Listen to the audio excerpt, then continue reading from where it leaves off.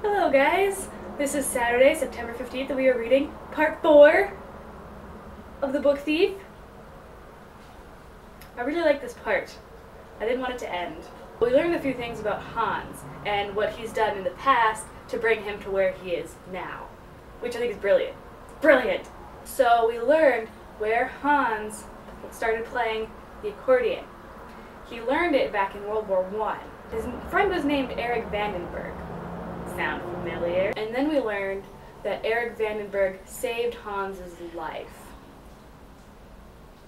So Hans is feeling indebted to him after he saved his life.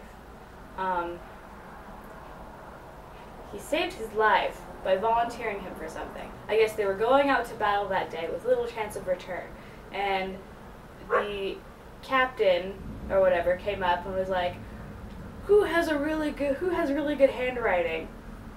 And Eric said that Hans did, even though Hans had terrible handwriting.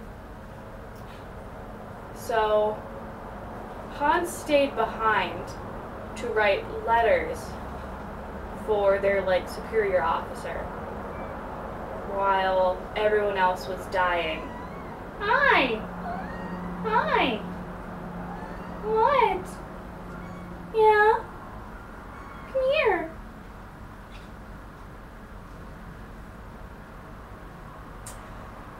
So, Hans Huberman was saved by Eric Vandenberg. Okay. So, Hans feels indebted to Eric Vandenberg. When Hans went to go tell his wife how her husband had died, Hans gave her his number and address and name and said, if you need anything, call me, let me know. So that comes back. Hans never joined the Nazi Party because a Jew saved his life. He couldn't join a party that was against Jews. So that's why he never joined the Nazi Party. He's had weak moments where, out of necessity, he would try, but he would fail for various different reasons. One being, he painted over Jewish slurs from a building of one of his favorite customers. So that was a big no-no at the time. You don't paint over Jewish slurs, painted on buildings. He was denied entry into the Nazi Party after that because somebody saw him that was part of that thing. After he turned in his application into the Nazi Party, and after painting over Jewish slurs, it's really hard to say. But after all that, he went back to the Nazi Party group and said that he couldn't join, and immediately thought, this is a terrible idea. So then when the party was asking, why can't you join, he was like, forget it, I'm just crazy, just forget I said anything, and walked out, and they were kind of like, okay. So after that, Hans was denied entry into the Nazi Party. I know! While he wasn't granted entry into the Nazi Party, his application was never denied. So, as far as anybody else knew, he was waiting for entry, which helped him in the long run, actually. As long as people knew that his application was pending, he was safe, you know. 6 months after Liesel's coming to Himmel Street, a stranger came when he was working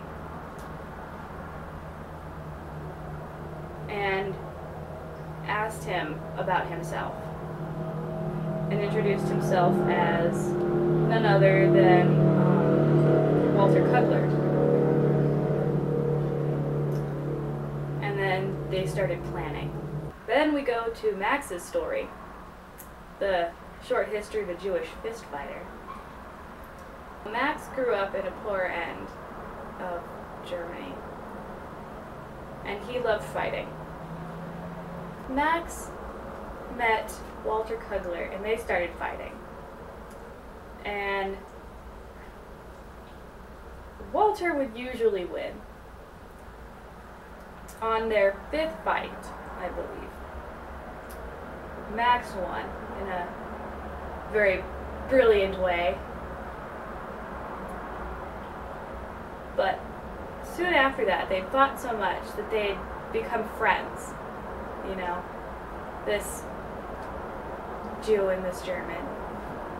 Their record had been, 10-3 for Walter. So out of 13 matches, Max won 3 of them. Poor Max. When Max was about 20, Nazis came pounding at their door. He was pushed out by the rest of his family. And he actually felt relieved.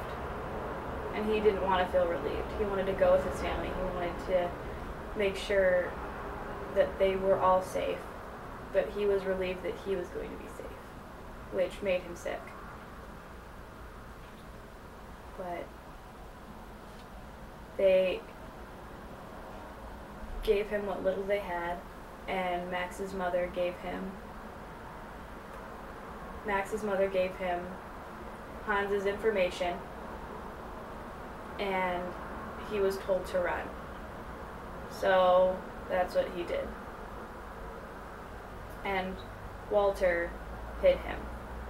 Walter goes down to meet Hans to make sure that he will still keep his promise, that he won't turn Max in when he shows up at Hans's door. Walter comes back. He tells Max that everything is good, that Hans will hide him, and Walter gave Max Hans's copy of Mein Kampf. Hans paid for Max's ticket to get there, to make sure he had a safe journey. And they just waited for a date. It jumps forward again to Max and Hans sitting in the kitchen, waiting for the wild card, as they say. Everyone now knows that there is this person in the house, and Rosa, who has this temper, uses it. I know, she does. I know. Rosa feeds Max, and Liesel's watching this from her bedroom door, thinking, who are my foster parents? Max was told to sleep in the other bed in Liesel's room, the one that was meant for her brother, and proceeds to sleep for 3 days. That next morning, Liesel was woken up and told that she wasn't going to be going to school that day. She was apparently sick. Hans, that next morning, tries to explain to Liesel what is going on. And I kind of feel like it would be hard to explain to an 11-year-old what exactly is happening. He tells her that if she tells anyone that Max is staying with them, look cute, dear. Thanks. That he will burn all of her books, and then Hans and Rosa will be taken away from her, and Max will be taken away, and she'll be taken away, and bad things will happen. And this scares Liesel, as I'm sure you could imagine. As you could imagine, this scared Liesel, as, you know, everyone at this time was scared. So she kept quiet about everything. Liesel would watch Max as he slept, and would dread being taken away from that, but also dreaded being there when he woke up. So when he finally did wake up, there was this little girl standing over him, and he got scared and reached out and grabbed her arm. And Liesl got scared and called for her papa, and Hans comes running in and looks at the situation and says, "I see you two have met," and then everyone relaxes. Hans. Max, after waking up and realizing where he is, apologizes and says that he will stay in the basement. He goes on to feel that that's his place. His place is in the basement, to be cold and scared and alone. He feels like that's what he deserves, you know? Which I feel is very sad, because nobody deserves that. Especially someone who doesn't deserve it. So, he goes to the basement with a lamp and stays there. The makeshift cocoon of bed sheets or whatever. So then we learn that Max and Liesl are actually quite similar. They've lost people in their lives, they have nightmares about them, and they take comfort in reading. Liesl woke up from her nightmare. She went into the other room and saw that Max was having a nightmare, and he woke up, so she asked him about his nightmare.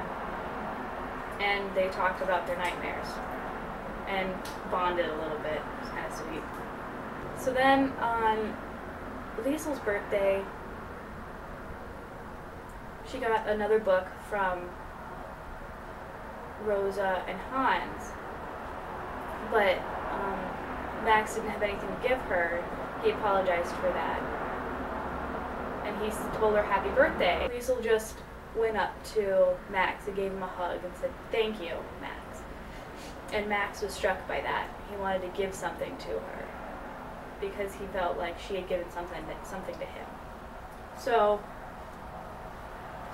he worked in the basement for a long time. He ripped out pages of Mein Kampf and painted over them to write his own story. It was called Standover Man, and it was about how he had been stood over most of his life by people in his life. His father, people that won in fights, and then, Hitler himself was standing over him. And then he went on to say that when he woke up after his 3-day sleep in the Huberman house, the person standing over him wasn't a man. As time went on, he found that they had things in common. It says that they are friends. It says that the best standover man in his life was not a man at all, which is very touching. So he gives this to her kind of in the middle of the night, just kind of like sets it by her bed. It says, "Read it in the morning," and leaves. So in the morning, Liesl reads it, read it like 3 times, and was so touched by this. She went to the basement and crawled into his little cut-off area and kind of just sat with him for a while. And that is where part 4 ended and part 5 starts. So I didn't get to talk about all the things I wanted to talk about, and I'm sorry. I hope you guys talked about more stuff. I feel useless. But so much happened. Duh! And so much is to happen. So much is yet to be discovered. It's beautiful. So I will quickly edit this. I have stuff to do today. But you guys have good days. I look forward to seeing your videos, and I will see you guys next week.